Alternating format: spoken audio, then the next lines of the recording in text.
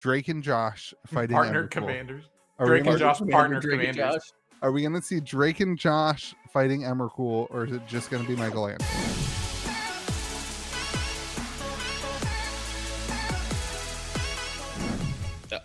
That's never stopped us from starting before. Let's go. Let's roll it. What?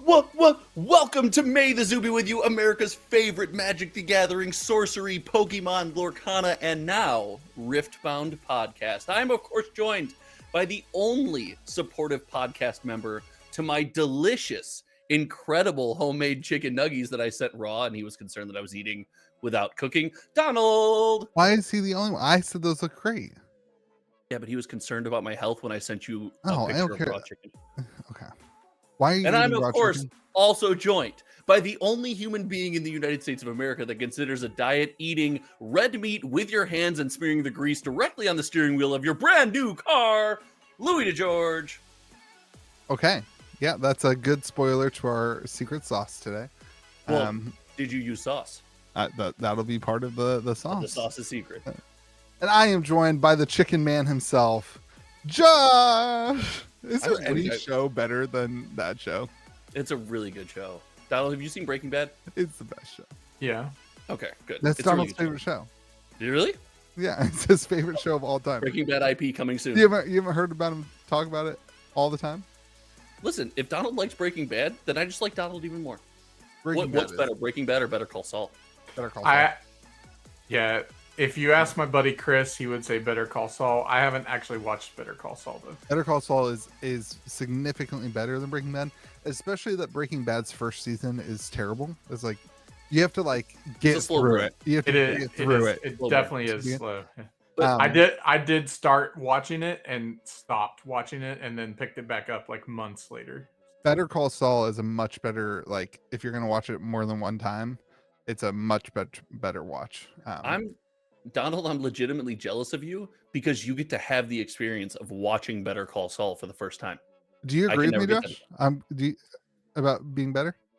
What? I think just about everybody really would agree. Yeah, and I think I don't know if that's a hot take or not, but it feels wrong to say the spin-off show's better than the main one when the main show is so good. So, but it's true. I didn't realize we were going to be talking about so much Breaking Bad stuff. Did you know Saul Goodman, the actor, wasn't supposed to he walked onto the set with 25 minutes of notice before he got the job? It was yeah, it was almost like an accident that he ended up playing the lawyer. The main actor that was supposed to be playing it bailed out last minute, and he ended up just hopping on and doing it. That's why I want to get my next job. I just want to be there. That's how you got this job. That's how you got this job. What are you talking about? How I got my current job. I need another podcast host to start getting really, really stoned. He's got a new show coming out on Apple Plus. This channel sponsored by Apple Plus now. So. Man, I really want to watch that new one called The Frontier or something, where the plane crashes and it's a bunch of the inmates escape and they're trying to get them. But it's on Apple TV Plus, and I refuse to pay for another. I can't pay for the Apple TV Plus too. It's $12.99 a month. If you buy a new iPhone, it's free. Okay. Is this just the podcast not about trading card games? Because I went in to look at buying a new iPhone. Don't do it. This is the worst. All right, people, we'll talk about TCGs in a second. I have a bone to pick. This is the worst phone that has ever been created. This is the new iPhone. It is awful. It looks so bad. Look at how terrible. There's no case on this. That's just what it looks like. It's you're one of those people that has to get the new thing as soon as it comes out. The store needed a new phone, so I bought a new phone for Louis, myself. You can't hide behind that anymore. Now that you're a successful, legitimate businessman, when the store buys things that you run, it's your choice, buddy. Yeah, it looks terrible. I opened it. I didn't look at it before I bought. I opened it and I was like, "What is this? What is this? This is awful." And the operating system looks. The glass thing, it looks so bad. I have been so frustrated this week because of this phone. Everyone said they love it. It looks great. I hate it. Sorry, we need to talk about Donald's favorite show, Teenage Mutant Ninja Turtles in Magic the Gathering. Turtle Power. Turtles in a half. Donald's favorite show. This is now no longer speculation on this podcast. Josh was right, everybody. Josh called this before anybody else on the internet. All right. I'm in. Dope. What did Josh call? What are you drinking? What are you drinking, Louis? I actually bought this for my mom when she was here a couple of weeks ago, and it's just left over from my fridge. So I'm drinking a Blue Moon. Yeah, she told me the other day she doesn't like those. Also bought this for my mom. I also bought this for Donald's mom. All right. I'm drinking. We are recording this on Thursday night, everybody. We all know on Friday they're going to announce whatever the set actually is. So we're going to make wild speculation and see how close we get. I like that's when it comes to indie TCGs, you're just out in Thunder Junction firing from the hip. But when it comes to Magic, all right, everyone, we speculate from time to time. We could be wrong, but they printed 250,000 freaking boxes. We now have New York City block for Magic the Gathering. Blocks are back, baby. Blocks are back. We've got Spider-Man and Ninja Turtles back-to-back sets. Everybody wanted to go back to Lorwyn, but first we have to go back to New York City again. That's not true. Lorwyn is first. Lorwyn's first. Is that true? Yeah. Comment section. And Avatar is before that. Oh, we have Avatar too. It's not back to back. There's too many stats. You can't keep track. Please stop reading Reddit. Please stop. We are talking about the spoilers for a set that's 3 sets out right now. We're not talking about any spoilers. We don't have any spoilers. Yes, we do. We have the truck, the Ninja Turtles truck. Well, but that's not a card. That's IRL. That's a spoiler. It's not a spoiler card. It's still a spoiler.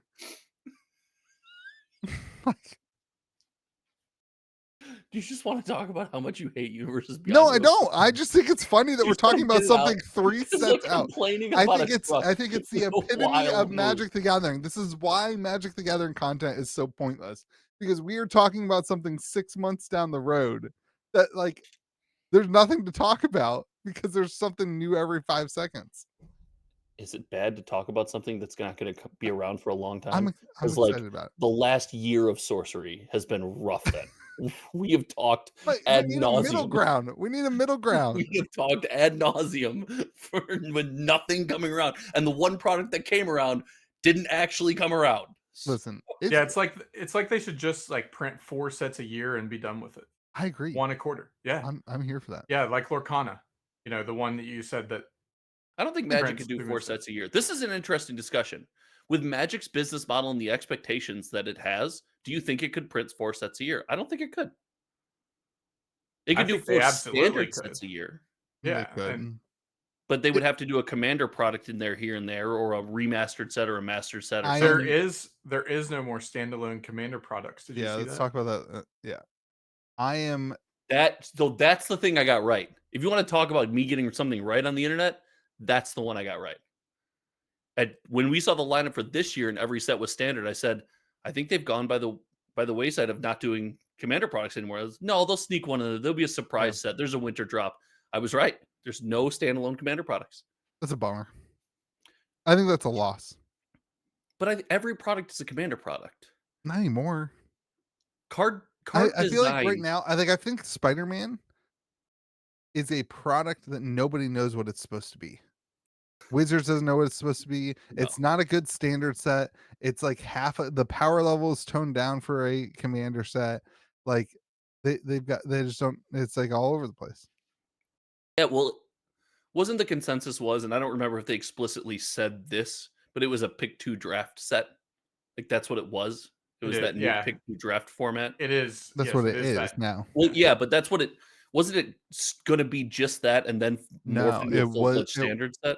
I think the consensus is that it was going to be something like a Beyond set, like Assassin's Creed. Yeah, the Beyond boosters. Okay. Regardless, I'm yet again stuck between the opinion on the number of sets a year. I'm yet again stuck between what I feel as a lover of Magic the Gathering and what is best for my business. I think 18 sets a year is fantastic for business. We sell more product. That's great. That's awesome. That's fantastic. I will make more money as a result of this being 7 sets a year. But as somebody who loves Magic and wants to like be excited about it, 4 sets a year would be better. I can't even get excited for Avatar because I'm so focused on Lorwyn. Then by the time Lorwyn's out, there's another set that everyone's talking about, which is now the Ninja Yeah. Turtles. I don't think you do make more money though with there being more sets, because that just means people have to set out sets. Like, Yeah, more people. You sell more product. I think Well, Wizards sells more product. I think stores sell more product. I think there are some stores who probably struggle, who don't have. I don't want to like. Not every store is the same. A store who doesn't have a larger following and bigger than like if I was just a store in Hurricane, West Virginia, I think I would struggle. But because we do stuff bigger than that, I think it works out better. But I don't know. so can we just add a little perspective here? Dating back to 2023, 2023 had 7 sets. 2024 had what, 8 sets, but one of them was the Assassin's Creed mini set, right? 2025 had 6 sets. Mm-hmm. 2026 has 7 sets. What did 2020 have? A half a decade, more than a half decade ago. I have no idea. I mean, like, but when you phrase it seems, as half a decade, it sounds a whole lot longer than when you say 5 years ago. Like, I don't know if you know this, but but 2020 those two are the was same thing. 2020. Like how many sets they planned and how many actually came out are two different things, because that was when like Time Spiral Remastered got great pushed set, back, and fantastic set, love it. like Home run set, one of my favorite sets of all time. there was lots of printing delays because Those of are done too, apparently. Remastered, all the master sets got, but we didn't even talk about that. 2021. So I have 2021 here. Had 40% of a decade ago. Well, there was 6 sets in 2021. Like, this is if you think a talking point for whether 2026 is going to be a successful year or good for Magic is the number of sets, I just don't accept that as a reality. We've been here for 5 years. Like, Yeah, maybe it's less of the it's that the sets are all standard sets. There's no break for a commander specific product. There's not a straight to modern thing.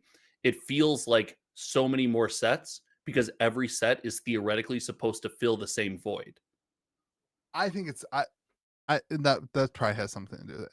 I also think like the way that they are advertising the sets now is much more in your face than it was half a decade ago.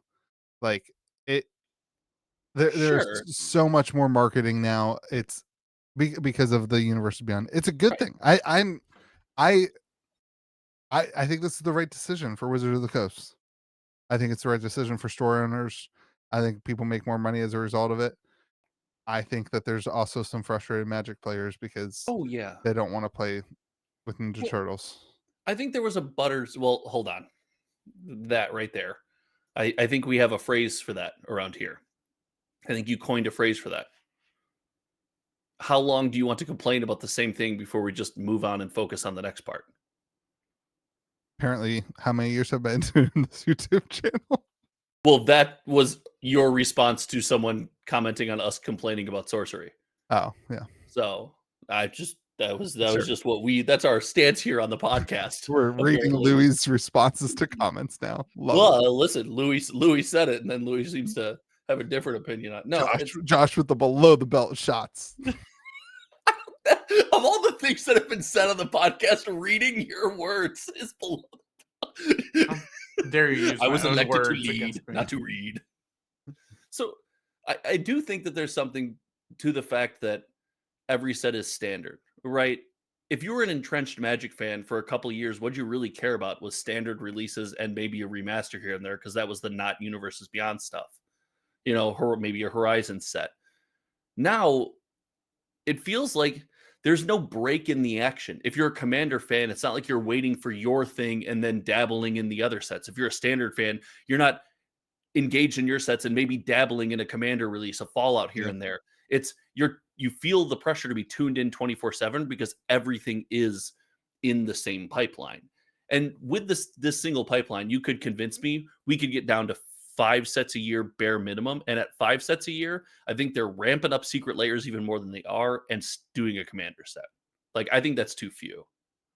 Yeah, I mean, it's hard. It's like it's hard to see people excited about this many things for pre-releases and sets.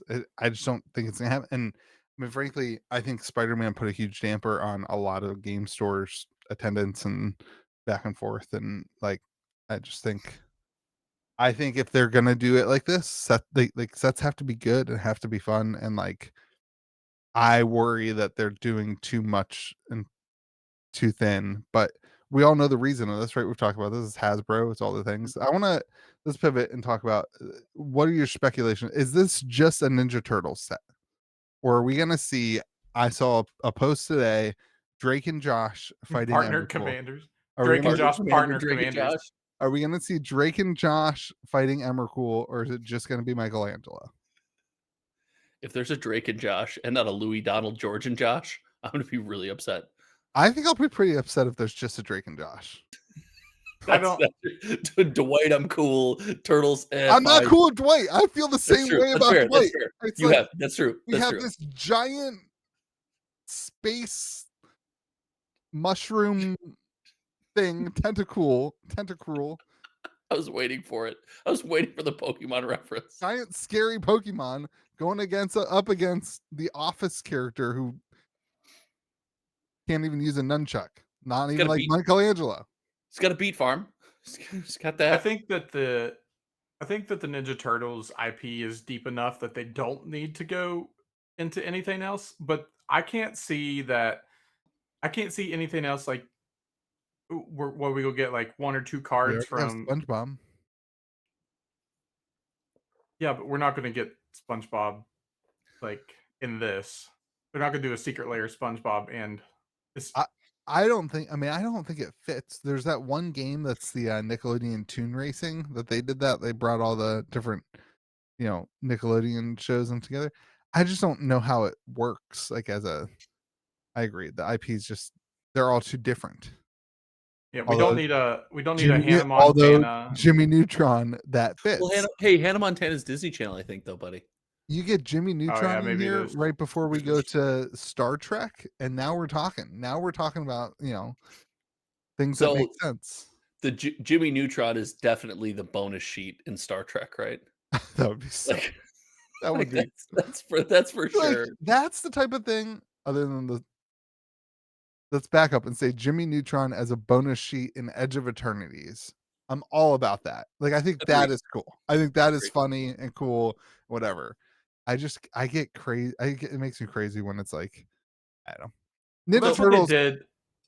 That's what they did, like with the Transformers. The Transformers were that was cool. The bonus sheet, like they weren't standard legal. They were exactly. It gave you.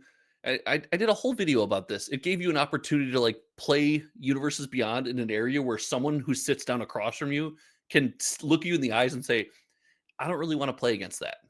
And like that conversation is acceptable, right? Now it doesn't exist anymore. I don't think that conversation is acceptable. Like, I draw a line at I don't want to play against this. Like I'm fine saying like I don't want to engage with this and build a deck with Dwight Schrute. But if you want to play a Dwight Schrute deck, it's not going to be the most fun Commander game I have. Right, like I'm not going to enjoy it as much as I would enjoy playing the Final Fantasy decks in a pod together, and doing the thing it was designed to do. But like it's still going to be fine and fun. I might make a joke about it. I mean, like I might be like, "Oh, what? You have to. Dwight Schrute's really going to beat this giant space penguin, like space tentacle." Yeah, like. So I hold the same position you two. I don't think I could ever see a Magic card that someone plays that Wizards printed, and I'm like, and even a proxy. If you're making up your own cards, I probably draw the line there. But if you could proxy anything, you could alter it. I can't imagine doing that.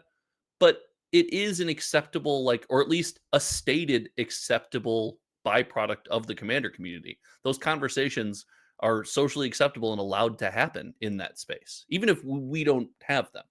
That's why I don't play Commander with anybody that like just anybody. Like I definitely play curated Commander. Can I tell? I noticed that when I went to MagicCon, my goal was like I wanted 10 Commander games in with just pugs, just 10 pugs at MagicCon, and it was wild. The weird social norms. For everybody who's wondering why Josh is talking about a dog right now, You're the only one that doesn't know this term. I can't believe you still are stuck on. You don't know what a pug is.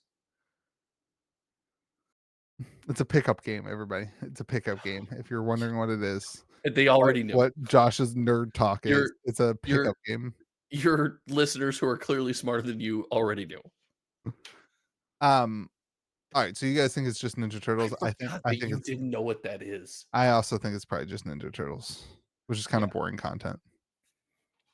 Now, Ninja Turtles. Don't insult Donald's favorite game. Like Ninja Turtles is right up there with Spider-Man. Favorite game for me. Show. Like every time he's ever talked, he's talked about Ninja Turtles, right? Like we've all heard him talk about this so many times over the last 2 years. How into it he is. I think Ninja Turtles is a great fit for Magic. I just want to say that. Like Ninja Turtles makes sense in Magic. It's a very similar like they have swords and they're ninjas and like is this a bit? No, I feel the same very similarly about Ninja Turtles as I do about Final Fantasy. Like, do I love it? No, but it fits. It fits what you're doing. You're at least playing the same thing. New York City, you're going to get a pizza card. You know that, right? Like you're going to get pizza tokens. I'm super on. You're going to get pizza tokens. I'm going to have a hell of a pre-release. We're going to have food. We're going to have pizza at our pre-release. We're going to have. You have to. We're going to do it in the sewer. It's going to be. All right. Well, we're gonna have April O'Neil show up and be the MC. You're gonna have a creepy guy jump out of your sewer, so you are inviting George? I know my Ninja Turtles. We got a guy dressed up like a rat. Dude, it's hard out here for a Magic content creator that isn't into any of these IPs. I feel the same way, man. It makes you not want to make it. Imagine it's your whole livelihood, and you have to be excited for every freaking stupid set they decide to. I love Spider-Man because I love old comics and I love like the Marvel stuff. I used to read them as a kid, but Final Fantasy, nope. Avatar, nope. Ninja Turtles, nope. Star Trek, nope. Like. I may not even run a Star Trek pre-release. I'm just gonna say it. I don't understand the Star Trek. You know how many people are gonna not show up to Star Trek pre-release who are Magic fans who would have shown up to any other Magic set? Astronomical. Star Trek is no different than Edge of Eternities. Edge of Eternities was basically a Star Trek set.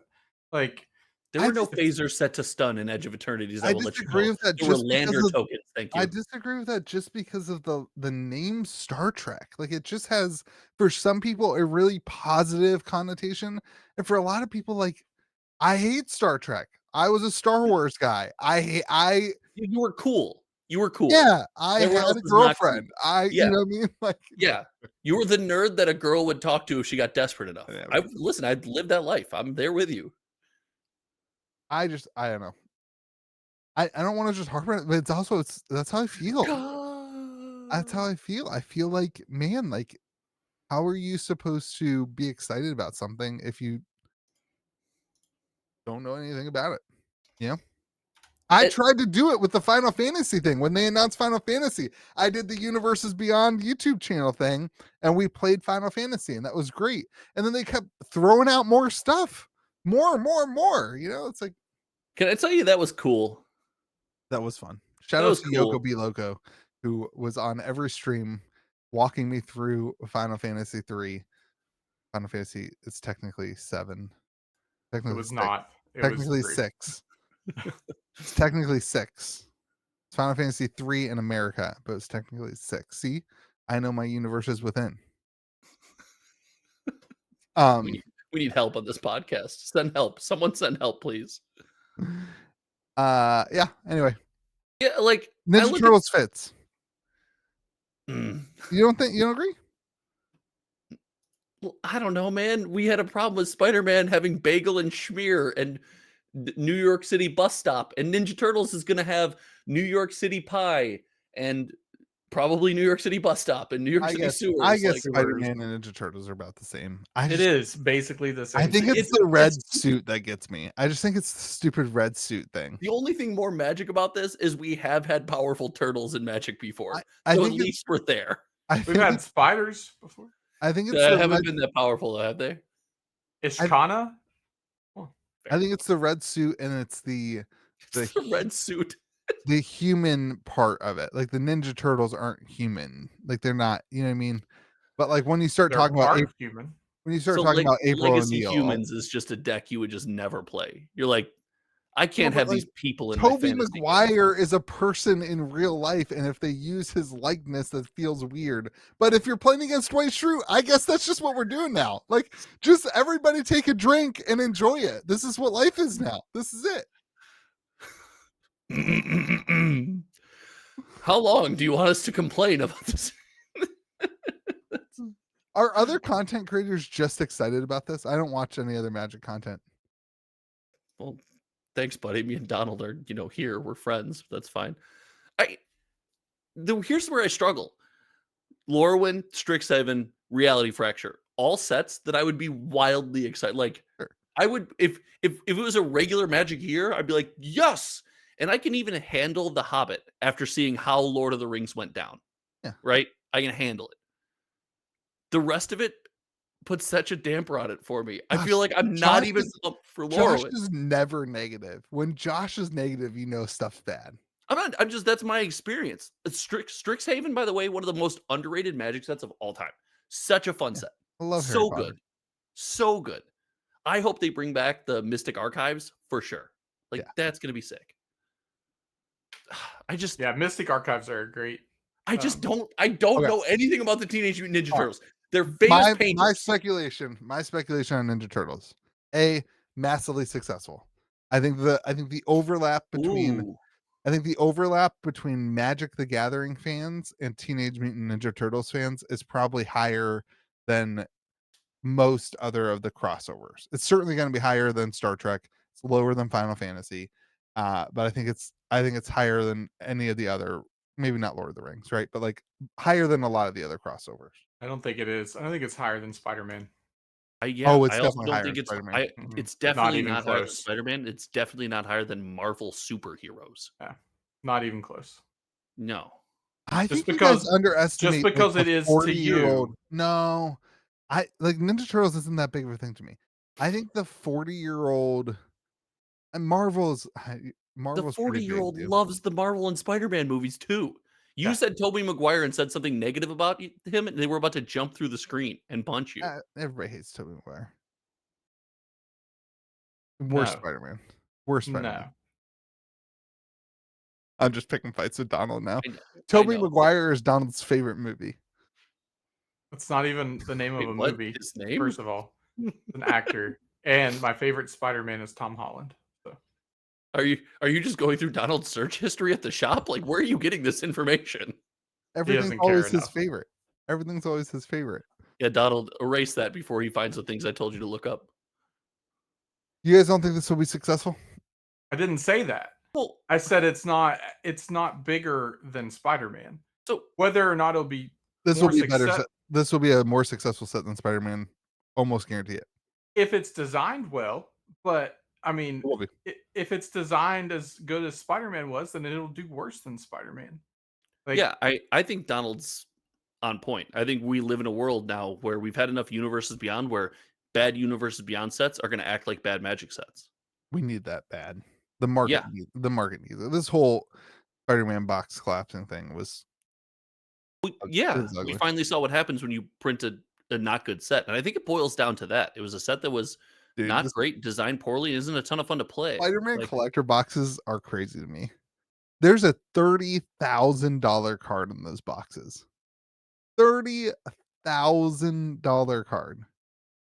You're telling me you open 60 boxes, you don't hit it? Try it. Prove it. No, I'm not doing that crap. Donald's like, please don't make me open that many Spider-Man boxes. Oh, I'd love to. I'd love to complete my set. He's just pocketing cards. I need Yeah, this. you don't care. When you open the $30,000 card, you're like, well, I hope we get 2. I need that one. Yeah, exactly. Hope first one goes in my binder. I hope you get one for you. Hope we get 2. I think if that card holds, if people are still buying that card at $30,000, I think Spider-Man collector boxes are going to rebound heavy. They can't not. Yeah, it's all dependent on that card. 100% on that card. If that card goes down to $12,000, those boxes collapse, The right? costume change cards are up there too. Yeah. I mean, that's good. I agree with that. I think And those will naturally kind of. I don't know. Those chocobos went crazy. even The under boxes got one. those, there's a couple $100 collector card. Like I want the flip comics, the foil flip comics. Oh, I got a Venom one. I should have kept it for you. I'm sorry. Yeah, but the price is just like it's the same conversation we always have. I can have this, or I could buy beta cards. Yeah. Why am I buying this? I've put it in my cart 6 times. And I just haven't clicked buy. I think when we look back at Spider-Man and Ninja Turtles, I think you're gonna see it has more to do. I think the Spider-Man thing was a fluke in their design process. So if you remember, they pushed it. What did they do? They pushed it forward, or they made it a standard set when it originally wasn't supposed to be a standard set. And they like added to it, and then they even said that they changed it up kind of late in the production cycle. I hope that they see the reaction, not the market reaction, because I think Spider-Man collector boxes are going to end up being pretty good. But I think the reaction to the player base, like the number of pre-release attendance, and that. But there's not enough time to fix that for Turtles. That assumes that they made the same mistake for Turtles, though. Turtles was always theoretically Turtles was always designed as a full-fledged. We don't know that. Maybe I'm going by that assumption. You're right. I'm going by that assumption. I think it came out pretty early in the Spider-Man process that it was like it's almost like they were covering their ass. Hey, we had to switch a lot of stuff up. Be ready. And they like moved the avatar around, and they like last minute like. You also have to think though that this set, which still technically isn't released until the recording of this, today, the release of this podcast, that Spider-Man? No, the Nickelodeon set. Like they've been holding this one until June, but yeah, I know what you're saying. We won't get announced. Okay. Announced. Sorry. No, you're good. Sorry, I'm not you're perfect good. like you. They haven't announced it yet. Like, and they've been holding on to that for so long. Like we have all the rest of the year, and they haven't announced this. Like you can't assume that this was always a planned set and it was always a full standard set. And why would they wait so long to announce it? Because they were announcing it at Collecticon. They said that. Yeah, they're trying to, and that makes sense. They lined up a lot of their New York Fallout. City. A lot of their Fallout hype came when Fallout, the TV show, was up for that award or whatever. So it's like they've done this before in the past with the hype cycle. And to their credit, I think that's like the best thing they can do. If you're going to lean into Universes Beyond and that IP has something actively going on, don't you want to piggyback off that marketing, that hype, that excitement? I think so. Yeah. Like this Collecticon is just an excuse to be like, hey, you're here for nerd shit. Check this out. Yeah, sorry. Yeah, I wish it was Collecticon. This last weekend was Cammy's birthday party, and I wanted to go. The Dallas Card Show was here. And it was just looks like a card show with tables. I don't think it's as big as anything else. Every time you say that all the time, you always want to take. You should take her one this time. It was her birthday party. Everyone was here, and I did. I took her to Collecticon. Shout out, King Pokemon gave her first signed slab. According to AI, so the total franchise revenue for Spider-Man dominates TMNT. You needed AI to tell you that? Listen, I don't know. I know Marvel is bigger, like as a whole, but TMNT is not like a small. No, but Spider-Man is way larger. Spider-Man, TMNT feels niche. How much do you guys think this matters? The size of the IP for the success of it doesn't. It doesn't matter. It doesn't matter that much. I mean, it matters a little bit, but not like the amount of outside people that you're pulling in because of the size of the IP is not like almost non-existent compared to is it a good Magic set and do people want to play it?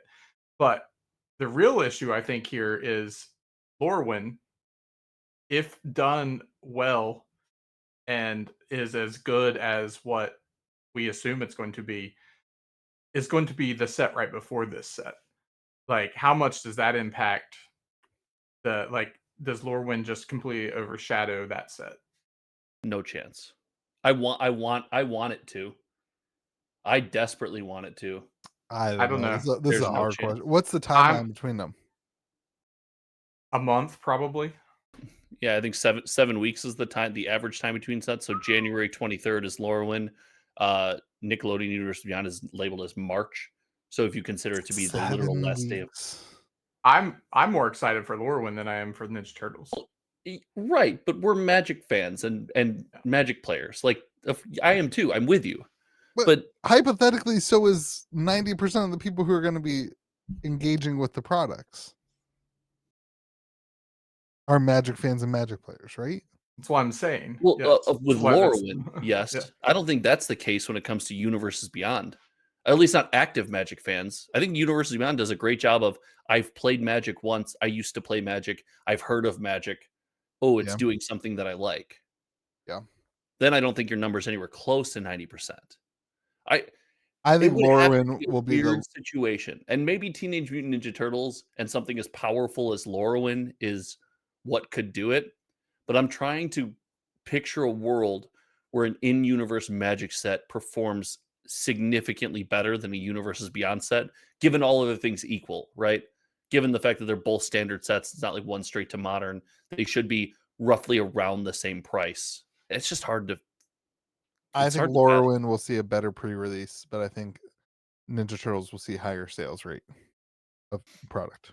I mean, it also just depends on like, is there a $30,000 card in Turtles? Is there, Yeah, I mean, like stuff like you that. will Like, have people who are collecting Ninja Turtles cards that don't play Magic, right? You won't have people who don't play Magic collecting Lorwyn cards. Well, the As cool many. thing about You have collecting some. Magic cards is most of the time that just means you end up playing because you build a commander deck around the guy you collected. Yeah, I mean, I think there's probably people who collect Spider-Man cards who have never touched Magic the Gathering, right? There's people who collect Final Fantasy who love the game, who love Final Fantasy, but don't play Magic the Gathering at all. I don't know that there's that for like a set like Lorwyn. No, there's Right. not. And But I think the number of people that do that are significantly small in here's Magic. here's my I think the thing that I think of a lot lately. If you let's pretend you have 100 people who are interested in going to a Magic pre-release, right? Let's just say your pool of humans who want to go to Magic, who play Magic enough that they would hear about and consider going to a pre-release is 100. I think with something like Lorwyn, 90 to 100 of those people are like, yeah, if I can go and I have money and my wife or boyfriend or girlfriend or whatever Significant other. will give me the day off, the night off, I will go to that pre-release. I think that's like 95 to 100% of people who would go for a Lorwyn, right? I think for something like Ninja Turtles, I think there's probably 25-30% of people who say I don't like Ninja Turtles, it's not worth taking the time or the energy to go to that, right? Like I just don't like Ninja Turtles, so it's not my thing. I think that's what happened with Spider-Man. I think there was people who were just like, Spider-Man's not my thing, so I'm not gonna go. I You don't and I think diagnose what happened very differently, and you're probably right because you're closer to the metal. But I think it's more that the set sucked. Before you're going to the people pre-release, didn't know the set sucked. just No, we get you're complained old. about the fact that Magic has no spoiler season because the entire set is spoiled before the pre-release, and then No, also what say we were people are complaining about is being content creators and having to keep up with all that and owning a store and having to keep up with all that No, constantly. last week we talked It- about the fact that Magic has no spoiler season because everything's always already spoiled. I think the average person who goes to a pre-release doesn't really look at the cards that much before pre-release. No, but I do think that they're aware of the You community disagree with discourse that, about. Donald? Really? I definitely disagree with that. Yeah, and they're aware of the community discourse about the set. They know if people are saying the set is good or bad. Yeah, maybe. And when you hear, "Hey, it's Universes Beyond," I'm a Magic fan. It's Universes Beyond, and it's a bad set. If Turtles comes out and Turtles is a wildly powerful and fun set, Those, How do I those go? How do 30 I go? 40% people will just go. How do I go 2-1 at pre-releases when people are researching cards? When People- did Because tell me the Commander last players- time you went 2-1 in a People pre-release. who lose to me at pre-release should be ashamed of themselves. Well, you Commander cheated, players aren't probably. Magic players. Commander players are Commander players. What do you Uh, mean? Like, this is not. all right. Another thing that happened is that That's Wizards. By the way, can that be the transition for every podcast on the internet? Another thing that happened is Wizards is removing sample collector packs from precons. good. Get them out of there. Why? Why do I want people to have samples of things that I work so hard to spend all this money on? No, it's terrible. Don't give people things free. Keep it from them. They should have to spend $300 on a collector No. box to get it. Why are they removing collector sampler packs? Is it just a production thing? Like, I why know, would they do this? I put a meme up that says we're gonna remove collector packs from precons, and somebody said, and it's Padme. She says to make them cheaper, right? And Anakin just looks at her. Oh, it's that one. She goes, right? Right. They're not cheaper. Spoiler alert. Maybe they're giving the packs to the youngling. Probably more expensive. I have a take on this. Cool. I think Wizards is doing this to keep people from cracking open commander decks. I don't think Wizards likes the current state of the reprint, and the Magic community has figured out that you can spend a ton of money on precons and you can make 20 to 30% plus a significant amount of money off of the sample packs. Some of the sample packs, like I think the Fallout sample packs go for like $8 a pack on eBay. And so like you factor that into the EV of the precons, and all of a sudden they don't really have a good understanding of the demand for sealed constructed decks, because so many people and so many stores are cracking them open for singles. And I don't know. I think that's where my brain goes to, because a lot of the gold wizards, that's what they do. And this will be a negative for them. Like this will affect the amount of commander decks that get purchased as a result. But that's just my thought. I don't even know when they started doing this. Not Commander Masters, but around that time. They were in the Commander Masters ones. Were they in Lord of the Rings? It was definitely after the last time I bought it. Lord of the Rings might have been it. They were definitely in Lord of the Dominaria Rings. United had them. Yeah, it's somewhere around there. Like the 2020. Well, I remember opening a ton of. I think I opened on video like 100 sample collector packs. But they also did weird things with them. They did these things so weirdly. Like they put exclusive cards in the sample packs. It's not even a sample. It's like a sample of something that you're getting. It's like you go somewhere and like, would you like a sample of this cake? And you're like, yes, I love cake. And you try the sample and you're like, that was really freaking good. And they're like, sorry, you can't get it anywhere else. It's like, Where do I The buy real that? cake is significantly different than what you just had. It's not a sample. What are you talking about? That is the case at Costco, though. Those people at Costco always cook those things so well that when I get it, it never tastes the same. Yeah, putting it in the microwave doesn't do the same. No, I gotta have the little toaster oven. You know, I would like to see them do this here. I would like to see them create a unique foiling for commander decks. So you want to go in the opposite direction. You want more people scalping commander decks. No, I think it would be cool if you buy a commander deck and there's 99 cards that are non-foil, and one card has a special foil variant So that from the commander deck, and it's random.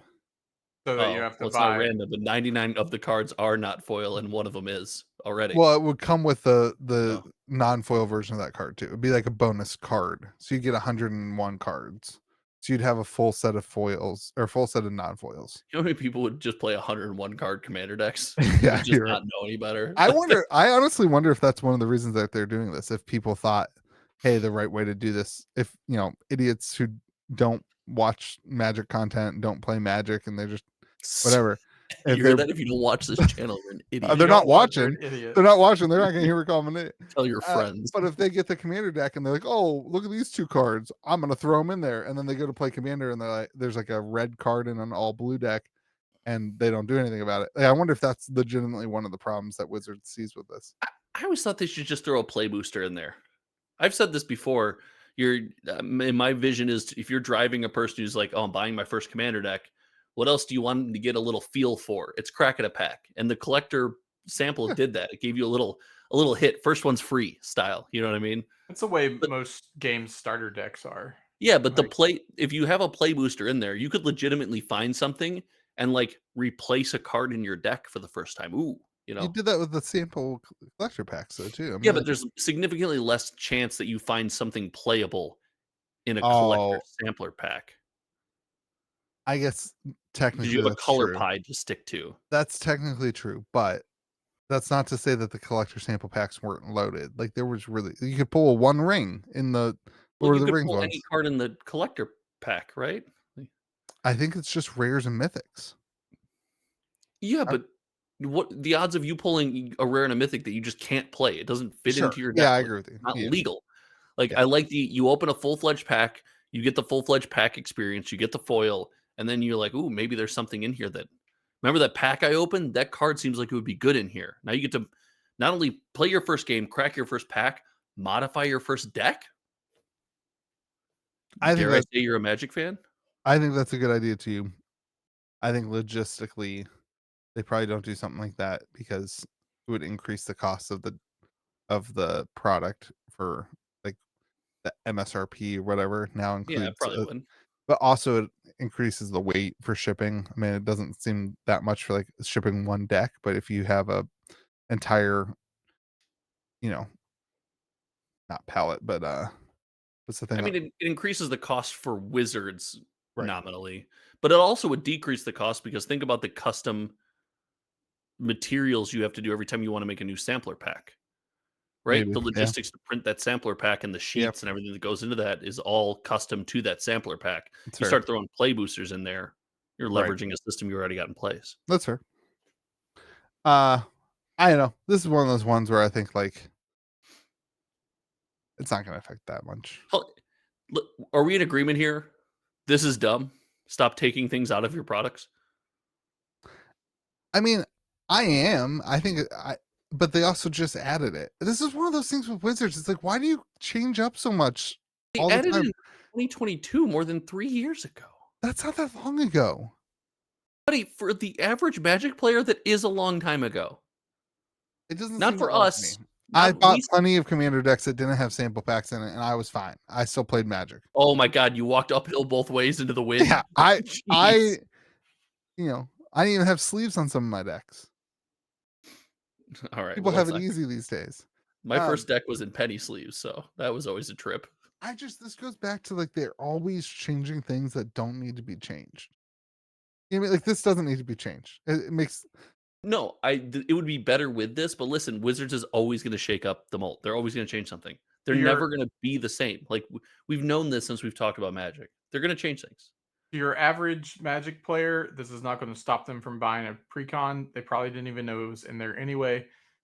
I wonder how many of those things There's get a thrown donut away. without they get sprinkles, and thrown. the baker's going to tell them there's no sprinkles. I've probably thrown them away because I didn't expect it to be in there. Donald is right now learning about collector sample packs. And Donald cracked all of your commander decks from the last set. You wonder why that guy keeps diving in your dumpster out back. It's because Donald's throwing away $100 cards. I mean, to your rip and ship scalpers, then yeah, it's gonna make a difference. But Yeah. like, Hate those guys. to your Heaven forbid somebody try to make money in this industry. Why are they rip and chip scalpers though? Just out of curiosity. Donald hates anybody who doesn't love Ninja Turtles. His favorite show. You say makes money because bother that's rough for talking to you. Donald in his new job. I know. Makes more than I do now. The self-loathing has got to be rough. New tax bracket, Donald. Not as Loaded, nice as baby. old Donald. He's loaded. He's got a whole new roof over top of his old His roof. beard looks even darker. Did you double down on the beard coloring? Need to shave. Looks good. I'm jealous. Look at him. He's grading PSA enchanteds now. What? He's got PSA graded enchanteds behind him now. Oh, do you? Yeah, When did look that at- start? It's just the ones from Fantasia. Okay, when did that start? I don't know. That's his favorite First- show, Josh. My favorite Disney movie. Why didn't you make a YouTube video about it? You just spent the money and didn't make the YouTube video. My Mickey Mouse. That's dope. Is it 10? I used to absolutely hate Fantasia. My mom would make me watch that stupid movie, and I would be so mad. That's all. Are they 10s? No, they're actually. So it's funny because I didn't send them Super off mega to get. tens. I didn't send them off to get graded. I don't care what the grade is. I just wanted a way to preserve them, and the best Who way to sent them do off that. to get graded then? Hold on. Yeah. Did Louis send them? If you let me finish my story, you'll find out. I just want the card, and it's cheaper to buy an 8 than it is to buy the raw card. So I just buy the 8 and spend less money because I don't care what the grade is. I'm not getting it for the grade. I'm getting it so that I want the card and it's encased in something. Well, yeah, but you gotta shoot for the moon, dude. I don't care about grades. Does it have a swirl Swirl? on the hollow pattern? I don't know what that means. Oh, you mean is it a real card? Yes. In Pokemon, some of the cards have swirls, and they say that the swirls get the girls. Oh, No, they don't. That's what they say. I don't say No, it. they don't. I just don't did. say it. No, just did. no. You just said it. You're remembering that wrong. All right, we'll skip the talking about the coolest looking planes of the year. It's terrible content. I don't know whose stupid idea that was. The fact that you vehemently defended it too. It's like, no, this is really interesting. At the beginning, I mean, I think it is. I looked at that thing for like 15 minutes. I was like, oh my gosh, why do people want the basic land from Jumpstart 2025? Looks stupid. I don't know. I ask myself that all the time when I'm shipping basic lands that cost $5. Or the Aether Drift Piss lands. Why do people like those?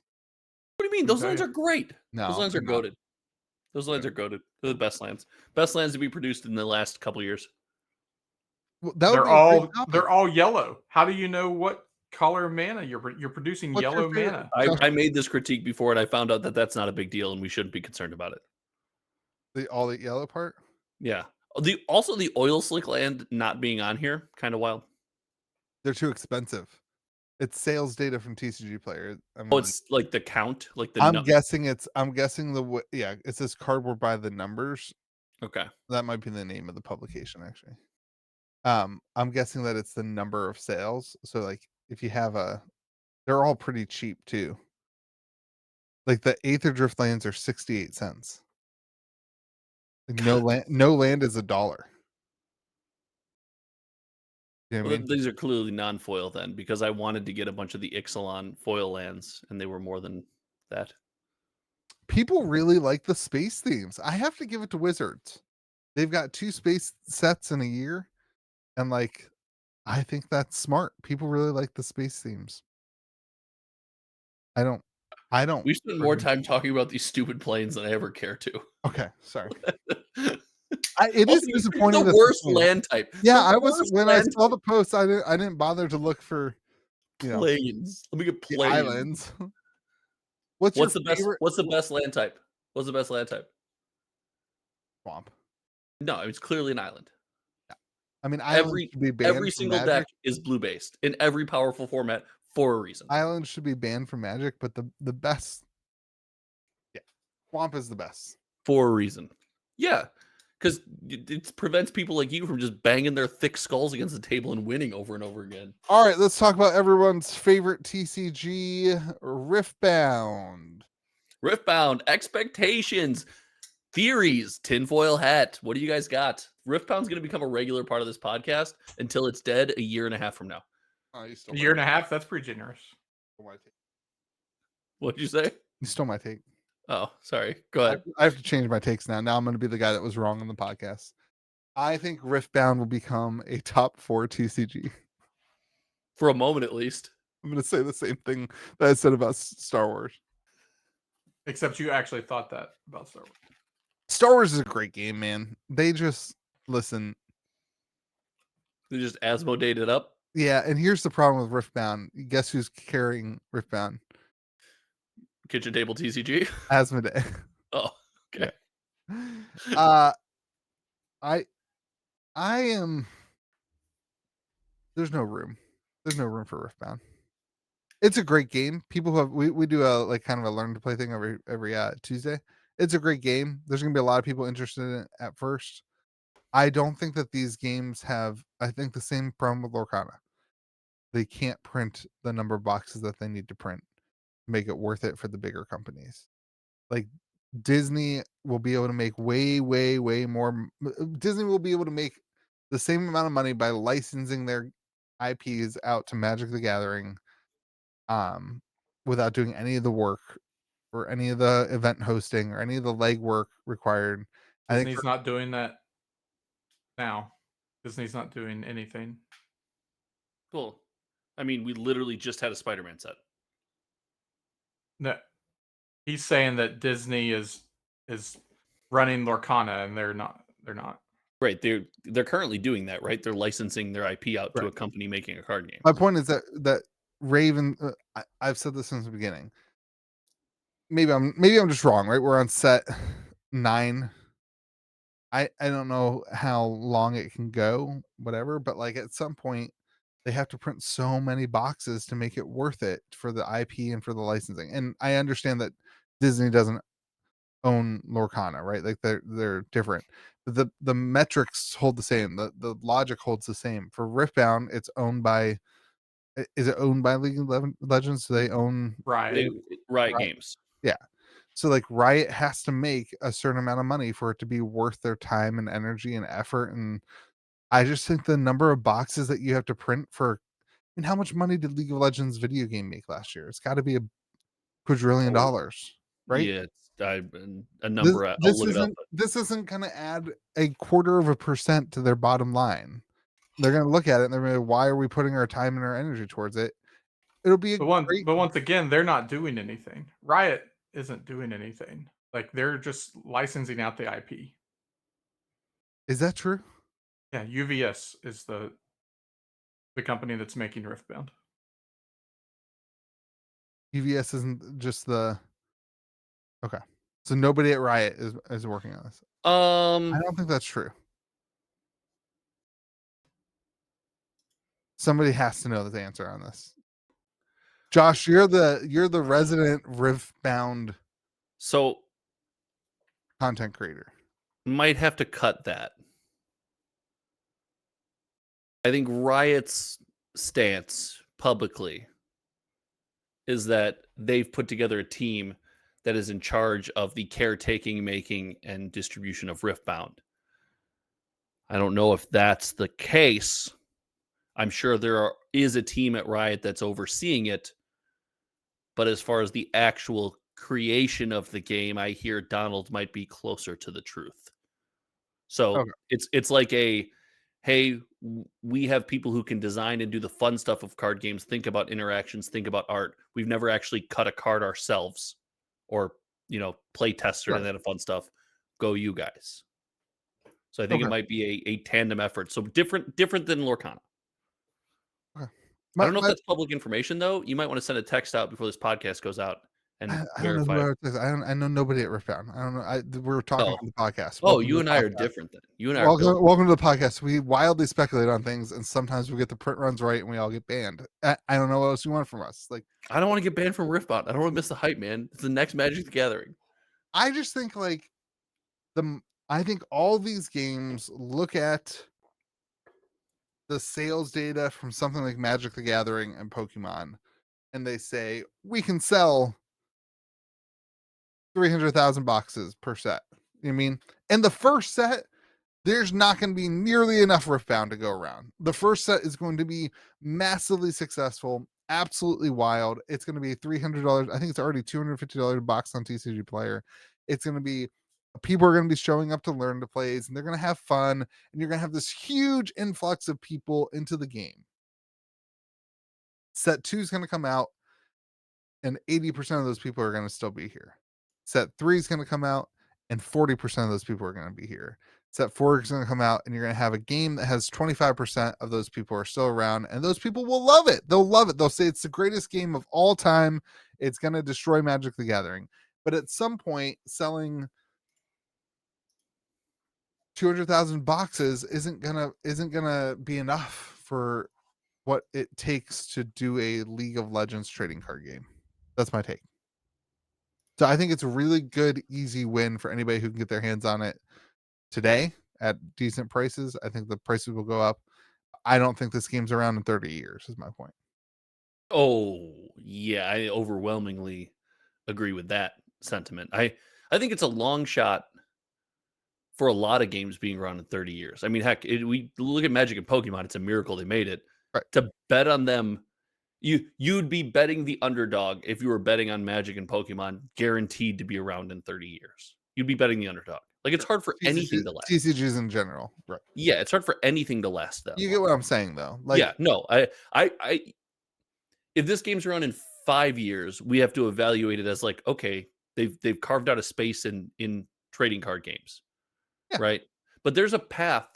I mean, like, listen, there's data here on a path that takes you from printing and selling 250,000 boxes to your latest set releasing, and you've sold a total of 400 boxes on TCG Player. We've literally followed a game that went that path. So that's the path of every indie TCG. Like, right. The game first set is huge. It has a ton of hype, a ton of demand. That's the new meta, right? Like, that's the new thing that happens. But the fear with Riftbound is that game and that company could be a case study of what happens when you don't take genuine care of your game and the game's best interest, the entire ecosystem as far as play, collectors, speculators, people, content creators. When you don't take care of that, stores, your distribution, things can fall very quickly, and you can still be around, but just not really viable. And with Riftbound being produced by potentially another company, you wonder if moving away from that process makes it more or less likely that's going to happen. Because right now, part of the beauty of Disney Lorcana, right, is it's a game studio making it. Disney rightfully said, hey, you guys make games. Now, we all thought, you don't make card games, but they said, you make games. You'll care for this more than we will. Do it, right? Yeah. Riot seems to be taking the opposite approach. We can do this in-house. And when you do it in-house, those pressures you mentioned, how much money you're making, how many boxes you're actually selling, that is now much closer to the bottom line conversation than it is for something like Riftbound or for Lorcana. Yeah. I don't know. It'll be interesting. I think this is a huge success for the first couple sets. I think, like, I personally was rather afraid to put in my order for set 2 because I know my demand for set 1 was infinite boxes, right? Like, I could sell. You give me 1,000 boxes today, I can have them sold tomorrow for. Hey, you're hooking your homie up with a case, right? I don't think so. Maybe if I told you I would, then sure. But why am I on this? Why am I on this podcast? I didn't realize you were on the podcast to get a case of Riftbound. For free stuff. I thought that's it. We're not friends. I don't care about you as a promote person. your YouTube Free channel. Stuff, and that's it. I don't know. I'll have Donald steal it for me. It'll be like the playmat. It's fine. The gameplay is really good. It's unique. It's creative. I think it's a good game. I feel the same way about Riftbound as I felt about Lorcana. I feel the same way that I should have felt about Star Wars. I feel the same way. You know what I mean? Like, I think it's a really cool thing. I think people who are going to enjoy it for what it is should go enjoy it for what it is. I think a lot of people on this podcast listen to it anticipating, is Riftbound going to buy them a house? Is it going to be something that you should invest in? Is it? No, don't. This game probably won't be around in 5 years or 6 years or 7. That for me is like, that just sums up TCGs in general these days. Is it's all about the investment bros now, and like, can I make a fortune off of reselling this? Like, when did TCGs become investment property and not just a TCG. It's just a trading card game to play. It's not like Well, I This do comes think from the guy who fixed their roof with their card games, right? it's true. okay, Well, but not Sure. physically with his cards. He didn't No. yeah. go up there and He, interweave them. he is a dirty scalper who took advantage of people and scalped his Magic collection Can in I- order to fix his house. Oftentimes we talk about the value of the cards and the price of the box as an indicator on community interest versus print run sizing management. It's not necessarily how high can we go. It's a comparison because hey, if this box is expensive and the quantity is high and the price is going up because it's getting more scarce, it's a popular product, whether for collecting, play, whatever it might be. There's clear correlation there, with the exception on these events where it's Final Fantasy, it's Riftbound's first set, it's Disney Lorcana's first set, because now that speculation is stronger than ever. Yeah. But overwhelmingly, why is Spider-Man cheap? Well, because the set's not good and it's not accepted as much by the community, right? It's a general sign of health more than it is investment bro culture. Yeah, and like it's it's so easy to make it about the investment bros, but like such a large part of a game like Riftbound is stores who have significant allocation at distribution getting a huge amount of product like this and being able to sell it, and really no real interest in the game. There's plenty of stores who have really no interest in actually running Riftbound, who I'm sure are ordering 1,000 boxes because their spend and their allocation on Magic and Pokemon is so high that they're going to get a big chunk of this game. And like, I think that's just the world we live in with this stuff. And that's It why is, and I hate that. it sucks. It's just like Universal Beyond, right? Like you can not like it. It's not going to change it though, right? Like it is what it is. I think the key is, if you are a consumer, you just have to be careful. I have seen myself and Josh and a lot of my other friends get really burned on buying $650 boxes of a set that they printed way more than they should We have. won't say how many they printed because I don't know if we can get unbanned and banned again. But like, I just think that's the risk when you're buying something like this.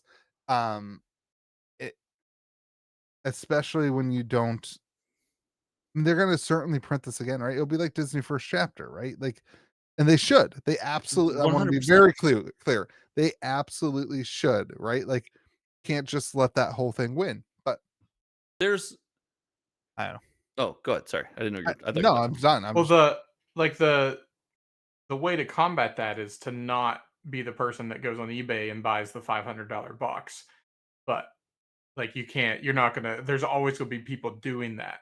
Like if you yeah, don't but if you're buy somebody who into the loves, scalping, then if you're somebody who loves League of Legends, and Donald, I know it's your favorite game all the time, right? I If don't you're know somebody, why you're like this. if you're Like somebody that I thought he was like that because he spent time with you. Are you saying it's not you? Is he just like this?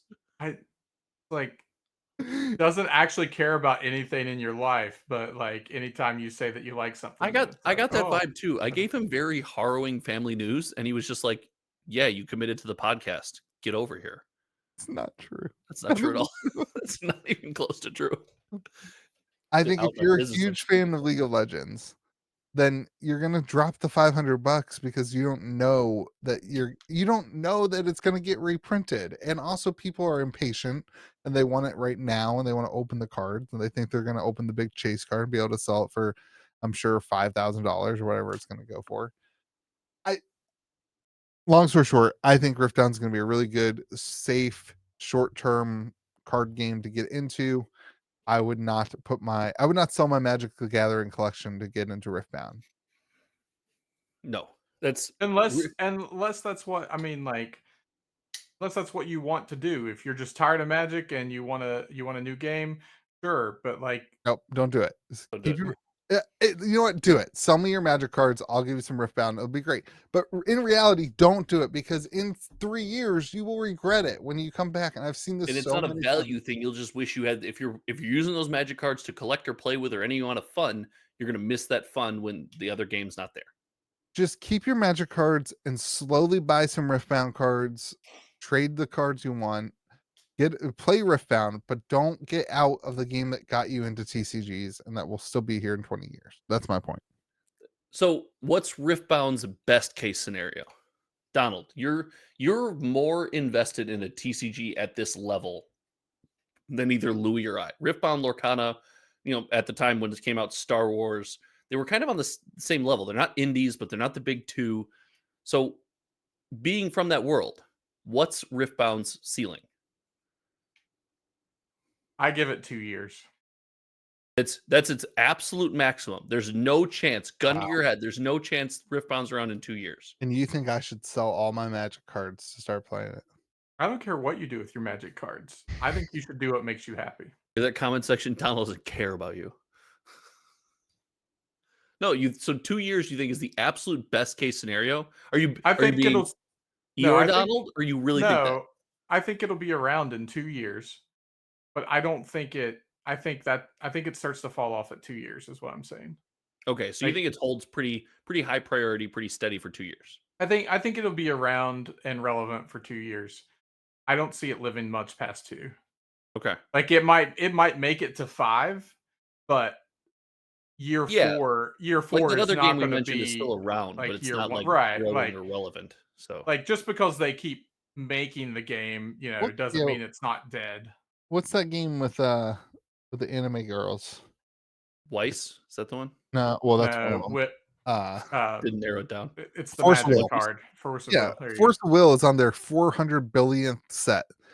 You know what I mean? Like they're on set 9,999,000,000. Nobody plays Force of Will. There's zero. I mean, it's like Nobody would also consider them a successful trading card game, I don't think. I don't think it ever was that successful. I think that there are people who say this game's still been around, it's still going, whatever. Right. Like I mean, like that, Josh. That's the argument for whatever. Like it's on its 17th set, whatever it is. I think that's fine. I think Riftbound will probably have 17 sets. My point is, they're gonna sell, let's call it 1,000,000 boxes of set 1, and they're gonna sell 300,000 boxes of set 2, and they're gonna sell 100,000 boxes of set 3, and then it's gonna be like, what happens now? When you Right. budgeted and you planned and you anticipated selling, 500,000 boxes a set, what do you do when you can only sell 75,000? It Right. just depends on what they're like. I'm assuming that they have a business plan and they have X amount of sets like planned. Like when Lorcana came out, they planned 8 sets. They had 8 sets ready to go from the beginning. They knew they were going to print 8 sets. Like, and then after that, you have to figure out what's moving forward. What are we going to do after that? And so, like, yeah, they could plan 2 years worth of sets or 1 year worth of set and then reevaluate or whatever. Nothing will ever sell as well as their first set. Like it's just Yeah, Well, I think we that's the case. we saw this with Lorcana, and to Lorcana's credit, the Lorcana community and market ate up the product still. But there was a time when there was a lot of Inklands at distribution. There's still, I think, some Inklands at yeah. I We're mean, still in that world. it's Yeah. it's well known that Inklands was overprinted. I mean, and no Ursa's one's Return. denying that. But now you look at Fabled, and they have figured out to print Course less. corrected. Yeah, and like I think that is the big question: is does a game like Riftbound know that? I mean, Lorcana, in my opinion, you look at Lorcana, Disney IP, Ravensburg, whatever, has plenty of money. That they're in the board game industry. If anybody was going to be able to identify correct print numbers of a newer TCG, it would have been Lorcana, and they still greatly overestimated. Well, I think it's hard. yeah, it's impossible. It's an impossible task. But here's the thing, though, is when you plan 8 sets ahead, right? Maybe you put in, I don't, is planning just designing cards? Is it getting printer allocations and paper? Like what planning is, right, matters. But if you plan 8 sets ahead, maybe you don't have the ability to pivot earlier. Maybe you're like, we locked this in. We got this paper already. We got this printer time. We pay for it no matter what. Print the cards, right? And that's that's what Magic's doing. They're designing 2 years in advance. Like they're pretty locked in 2 years from now. So right. And yes, of course they are. The difference is there's a community to absorb most of Magic, even when it's overprinted. We've proven that when prices get cheap enough, boxes won't sit, they'll move. Like people will just buy them at a cheap enough price. That's not the case for some of these games. Well, that's Lorcana what and I'm. Riftbound won't be big enough. The boxes could be, pretty darn cheap, and people still might not buy them.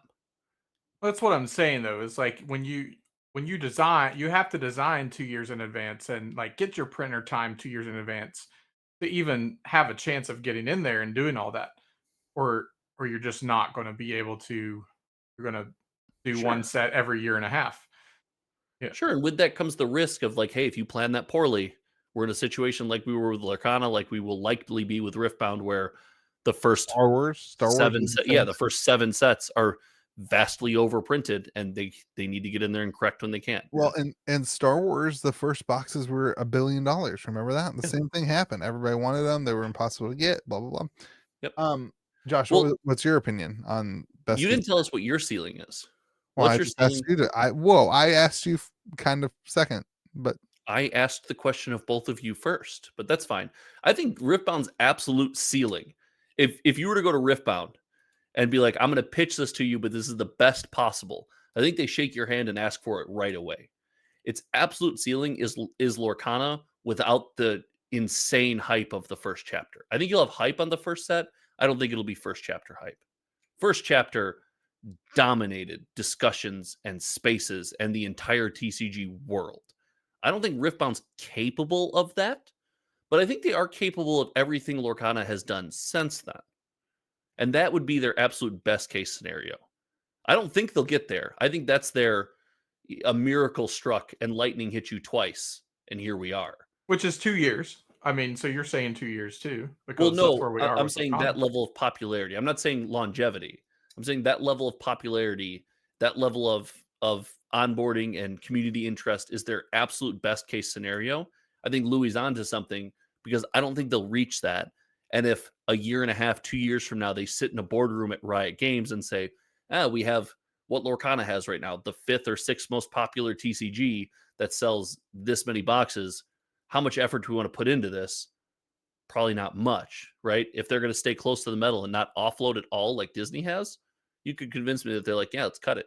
there's also when you guys talk about offloading, I don't think that League of Legends wants to see their game on the clearance rack at anything. Like I don't think the IP of League of Legends wants to see something be a failure. So I don't think it's necessarily just, hey, we can offload this and it's somebody else's problem now. I think they still don't want that, is my point. Right, but they're not in I'm saying they're not doing that. Disney did that more than League is. Now Disney's still going to oversee its IP and make sure you're taking good care of it. But Disney more said, "Hey, third-party company, here's our IP. You want to make a trading card game? Good luck." Where League of Legends said, "Hey, we're going to make a trading card game. We're going to pseudo have control, possibly use a third-party company for some of this." So they're 1 foot in, 1 foot out, where Disney is more 2 feet out and being an overseer, which is where if you have this powerful IP and you're going to entrust a game company to make a game for you, that's a better spot to be in my opinion, than 1 foot in trying to influence a game company to make the game. I see Riftbound, to answer your question, I see Riftbound's ceiling as the 6th best TCG on the market. And I think Magic, Pokemon, One Piece, Lorcana. Yu-Gi-Oh. Yu-Gi-Oh. Oh yeah, forget Yu-Gi-Oh. I don't see any scenario. Maybe Lorcana. No. But like I would not bet on that. I would not bet No. on Riftbound over Lorcana. It wasn't a smart bet to bet on Lorcana being where it is right now. Like breaking into this space is hard. Yeah. Mhm. Lorcana came out at a much better time than Riftbound's coming out. Fair. Riftbound is coming out now. There is already a very, very strong contender with Yu-Gi-Oh. I think that One Piece, if I had to, I guess I do this as a store, don't I? If I had to bet money, if you asked me to bet money right now on this podcast on what game will see the most growth from it'd be One Piece. I think One Piece is such a massive thing. Well, we'd catch you on a technicality because Riftbound's not out yet, so it's going to see infinite % growth. Sure. So, boom. Donald, Um, you and I win. Let's collect his money. I don't. I think that One Piece has the best opportunity of being the next top 3 game. Like I think it can overtake Yu-Gi-Oh. I would argue it already has. Yeah, I mean, like certainly in some communities it has, but from a like I In think the US, it has. In the US, it 100% has. Yeah. I don't know about. I don't think that Lorcana, I don't think that Riftbound touches Yu-Gi-Oh. I don't see it happening. I just don't. So I think Riftbound will probably be around for a couple years, but I don't think it's gonna be like Weiss Schwartz. It's gonna be We're in like a space where touching Yu-Gi-Oh is a long shot. Like Lorcana's not touching Yu-Gi-Oh. Like, and Lorcana's the most successful new game out, maybe outside of One Piece that we've seen in a while. Like, yeah, I'm saying that One Piece is touching Yu-Gi-Oh. That's what I'm saying. yeah, I don't know if I can get behind that.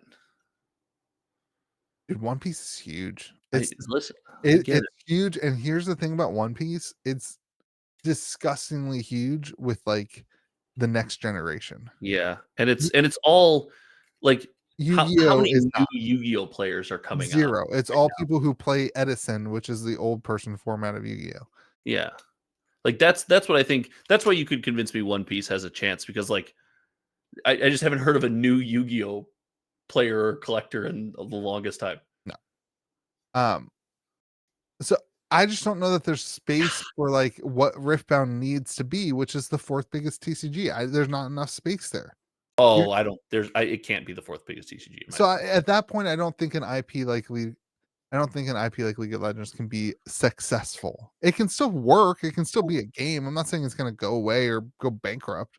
But I'm like just saying it's not Lorcana's going to be not what the people 4th think it is. biggest TCG, and it's successful. I would consider Lorcana a success. It's not the 4th biggest TCG, and it's a much bigger IP. Like all these Yeah. IP concerns you have, they could be tenfold for Disney, but they're comfortable in their lane because it's not on Disney's bottom line. They've offloaded the responsibility of caring about such a low bottom line to a company where that bottom line is still meaningful. It matters, right? Right. And with Riftbound, we don't know if they've done that or not. I'd feel more confident if they had done that where like, hey, this is your company's part of your company's success is this game's success. So it's your responsibility fully to make it good. Yeah, I guess from my standpoint, I go to what's the maximum number of boxes they can print to make it worth it for that company, whatever company that is. And like I think those games can be really. I think like if you look at like when we talk about sorcery, we'll talk about sorcery, right? Sorcery's success looks a lot different, in my opinion, than Lorcana's success or Riftbound's success. Like I'm it's so excited to see how many boxes of sorcery sell on TCG Player because I've got some comps that I want to make. like I just think it's a much different. Like sorcery isn't. Maybe they won't like me saying this. I don't know. Sorcery is not. Sorcery was never questionable to be the 4th biggest TCG. Like it was never like they're the people in charge of sorcery. We're It's good. like it's like a 7-person team or something like that. They're not set up to be this mega huge. no. I think when you think of the League of Legends TCG, you're putting it in the camp with something like Lorcana Right. and Yu-Gi-Oh and huge IP and And One Piece. it's just a different win. I don't think Riftbound has that. No. So I'll be interested. League of Legends is a game I really enjoy. So I'm really excited to see like what's going to come of it. I don't know, man.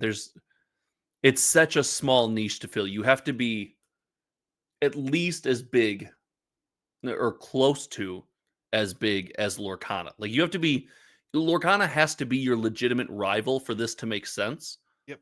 And it's hard for me to see a world where Lorcana and Riftbound are rivals. Like it's Lorcana having the staying power it has is a both a blessing of the Disney IP and a star in the cap of Ravensburg, right?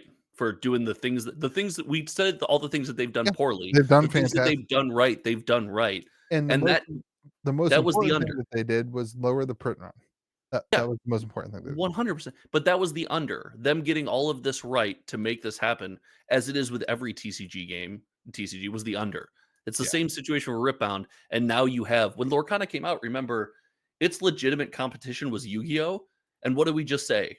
When was the last time there was a new Yu-Gi-Oh! Player?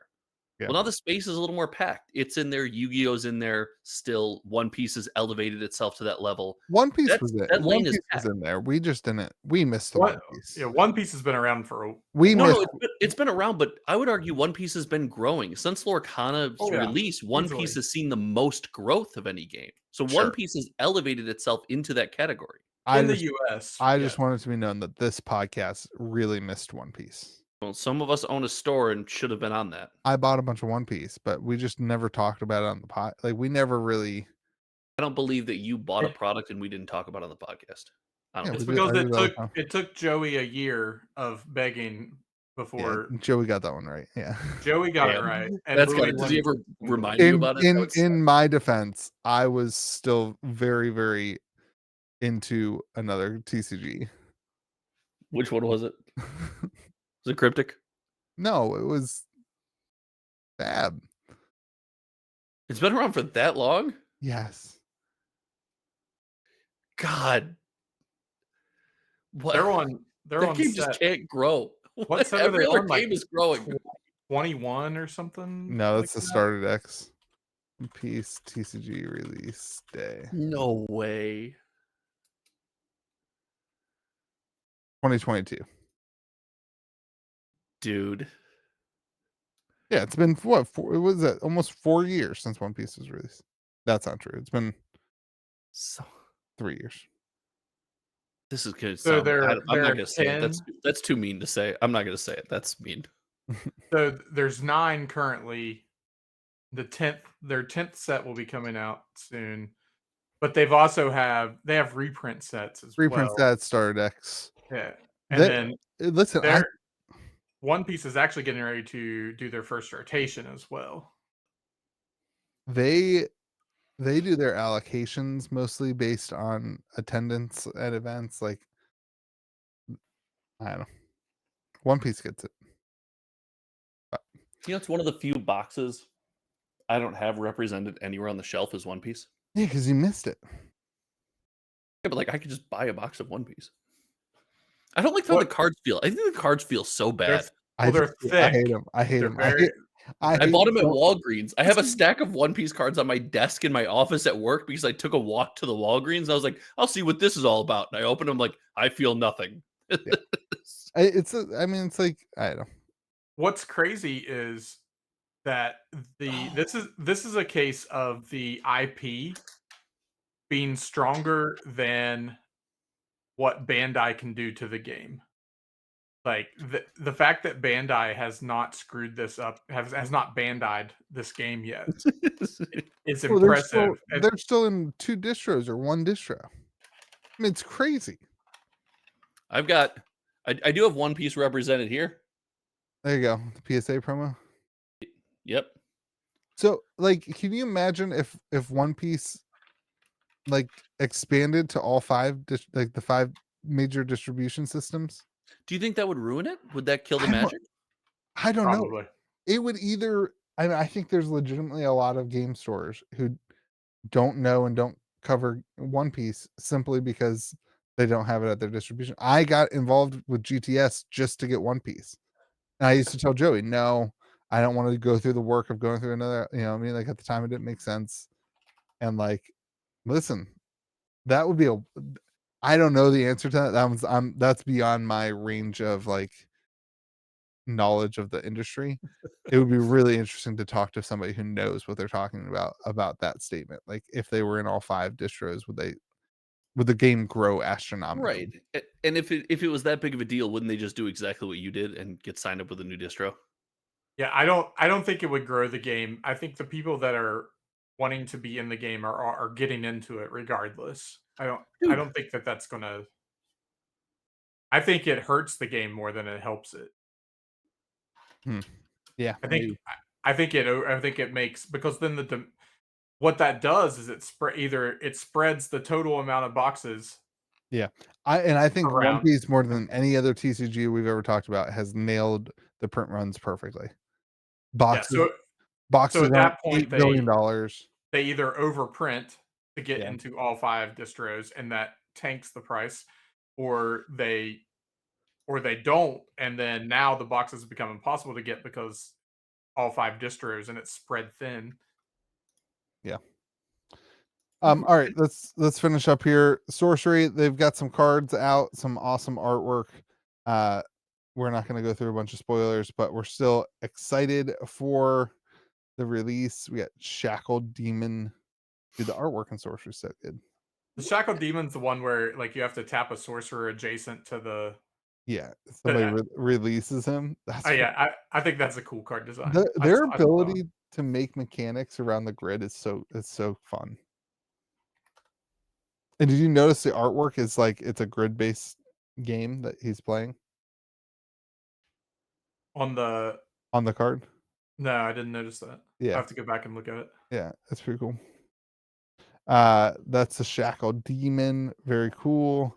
We've also got Sowing and Salting the Earth, which is like 2 similar pieces of art. A hand dropping some stuff. I don't know what else to say about it. But it's cool. I don't think we have a card connected to those yet. Just the art. This isn't an art podcast, so. And the last one is from Lash to Legend. Really crazy Drew Tucker artwork. Lots of demons in this one. I mean, yeah, it's gothic. Expected that. Super stoked. December 5th. You can do pre-orders. KitchenTableTCG.com if you're interested in that. All right, let's go to the secret sauce.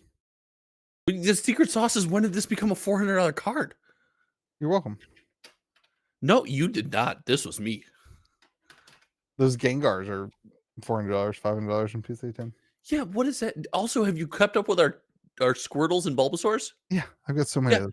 Do you remember my $5 Charmander promos? They're $400 PSA 10s right now. Yeah. $5. What is happening? The world is wrong. Welcome to Pokemon, this is wrong. Dude. But we can't talk about Pokemon on the podcast. I didn't. Wait, when did I say we can't talk about Pokemon? Market. I had a Pokemon topic for today, but you didn't want to talk Pokemon podcast. That's it. What was the Pokemon talk? The market seems to be flatlining. Not in a bad way. Just it's stopped skyrocketing for the first time. Yeah, I mean all the markets across the board are right. Pokemon needs that. Pokemon it needs to go down. Pokemon, like, it's getting to the point where it just doesn't. I mean, it's stupid. What is? I gotta relook at what cards I have graded. What is going on? Everything's just going insane.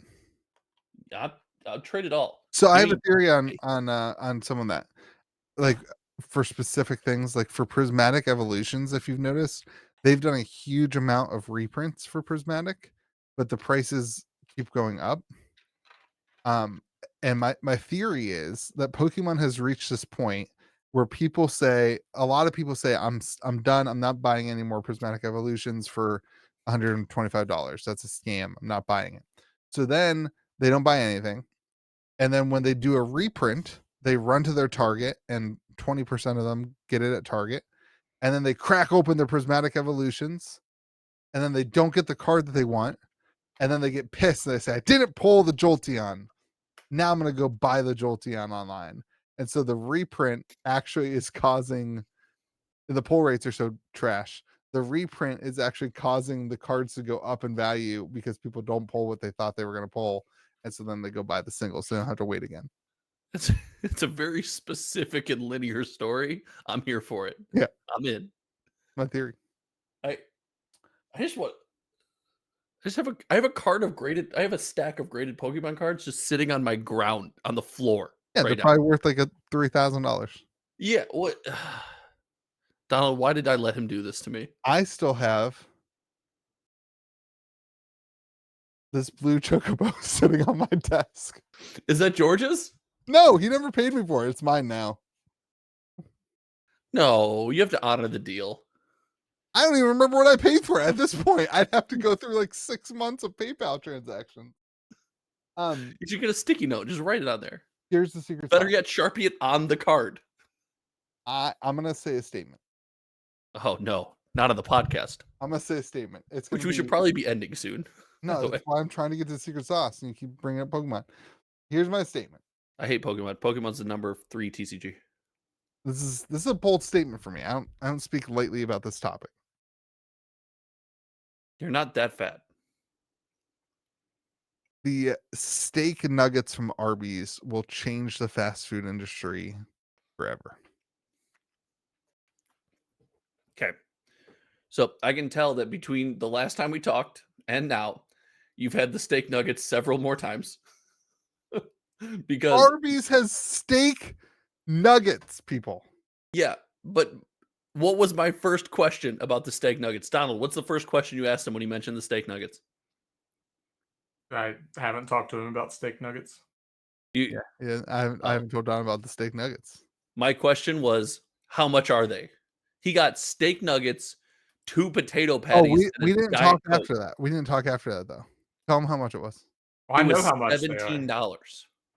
It's Arby's, first of all. It was Anything at insane. Yeah. But you get 5 nuggets for like $7. I think he got, was it 9? It was 9 nuggets for $10. And importantly, Josh, we didn't go this far in our conversation because I got to my house and I finished eating these nuggets with my wife. Oh, you didn't eat them in shame in your car? I thought about it. I was full and there were still 2 nuggets left. I don't know about you. I haven't. No, you had a couple of too many big cats that day. I don't think I've ever heard you use those words. Try that experiment again. I haven't been full in a long time, and I had 2 nuggets of. I felt like I was overstuffed with that $17 of food. I easily could have gotten would hope so. $17 is a lot of fast food. $17 at Taco Bell. It gets you like 1 taco now, dude. Taco Bell has become the biggest scam in the fast food industry. Yeah, but it's the one place I break my fast food rule for because it is so good. It's not that good. What do you? Oh, Donald, okay. My official besties until right now. My official review on the steak nuggets for those of you who actually care about this, and I know the listeners of this podcast probably are. The fact that you didn't do a short guess the steak nugget, win the steak nugget shows me you don't like them that much. They're very good, but they don't taste like steak. They taste like beef jerky. Beef jerky. Yeah. How did you know that? Did we talk? You have never talked. You don't talk to me. I don't know why you think you did. No. Hold on. We have not talked. That's a notch in the pro steak nugget column, in my opinion. I've never beef jerky. Yeah, no, it's just not what I expected, to be honest. Yeah, but I've never once had beef jerky and thought, man, I'm really upset that I'm eating beef jerky right now. So, but have you ever It's had more like it's like the tender bites, like the Jack Link's tender bites. You ever had those? That's like they're like not really beef jerky. Like, no, they taste like the regular. Were they like beef wet? Jerky. Donald, they taste like the regular beef jerky, but it's weird because it's warm. But it's also really good. Beef it's jerky sat on for too long. Got it. Yeah, it's like beef jerky that's been in your car. Yeah, road trip beef jerky. Yeah, you've been parked in the mall parking lot for a while. Yeah, it's basically like that. Maybe that's why it's so expensive because they're just buying beef jerky off the shelf. Honestly, it didn't strike me as that expensive. I think that says more about you than it does about the steak nuggets. Dude, freaking fast food you can't get out of Walmart for. I go to Walmart, McDonald's, I get 2 burgers and a fry and a Diet Coke, and it's like $13. Yeah, if you want value at McDonald's, you don't get a fry. Like, hold on. You go to McDonald's and you don't get French fries? If I'm trying to get the most food for my dollar, I don't get French fries. If I don't care about what I'm spending, I get French fries. We're done. He also doesn't use the app. He just orders everything straight off the menu. Yeah, you're a psychopath. Yeah, that's fair. That's crazy to me. I can save $12, but I'd rather set it on fire. When you can afford to just spend whatever. Yeah. Are you New George? Now that George is kind of, busy, are you New George? So when I downloaded the app for the McDonald's, it worked for the first time. And then every other time I try to use the app, it stalls out logging Yeah, in. you have to open it the first time, close it, and then open it again, and it works just fine. I'm driving. I have a kid in my car. I'm not risking my I have kid's life. seen the things for you false do while alarm. you're driving. The app is fine. All right, everybody. That's the podcast. Go get yourself some. If you eat the steak nuggets from Yourself Arby's, some steak nuggets. Use promo code KitchenTableTCG. If No, you- use promo code MetaZoo at Arby's. yeah, You get nothing. I forgot about that. What if your steak nuggets came with a MetaZoo pack? I forgot about the MetaZoo Arby's. Gosh, what a scam artist that guy was. If you eat the steak nuggets, let us know in the comment section. We'd love to hear that. All right, right. tomorrow. Short on your channel. Steak nugget review. One bite. Everyone knows the rules. Do it. All right, everybody. May the zoo be with you. Be kind to people around you. May the zoo be with you.